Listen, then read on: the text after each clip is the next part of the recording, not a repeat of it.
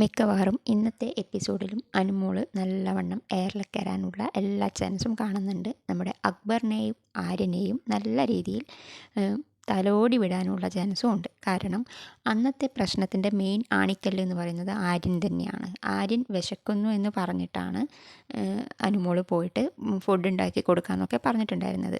അക്ബറും ഉണ്ടായിരുന്നു. അപ്പോൾ അവർ രണ്ടുപേരെയും ഇതുപോലെ തന്നെ ചോദ്യം ചെയ്യണം. കാരണം നിങ്ങളും കൂടി പറഞ്ഞിട്ടല്ലേ ഫുഡ് ഉണ്ടാക്കി തന്നത്, അല്ലാതെ അവരുടെ സ്വന്തം ഇഷ്ടപ്രകാരമല്ലല്ലോ എന്നുള്ളതാണ് ചോദിക്കേണ്ട ഒരു ചോദ്യം. പക്ഷേ മിക്കവാറും അനുമോളത്തിനായിരിക്കും അവരങ്ങനെ പറഞ്ഞെങ്കിൽ നിങ്ങൾ എന്തിന് പോയി എന്നുള്ള ചോദ്യമായിരിക്കും വരാൻ ചാൻസ്.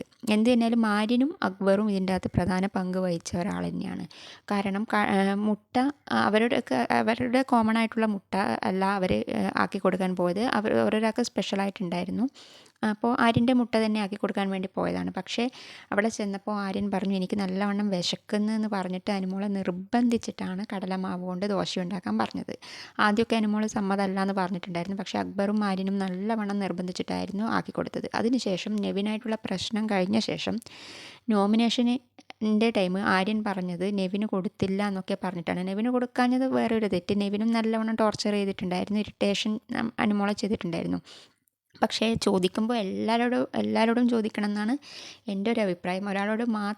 ഒരാളിൽ മാത്രം ഒതുങ്ങരുത്. നമ്മുടെ ആര്യനോടായാലും അക്ബറിനോടായാലും നെവിനോടായാലും ഒരുപോലെ തന്നെ ചോദിക്കണമെന്നാണ് എനിക്ക് പറയാനുള്ളത്.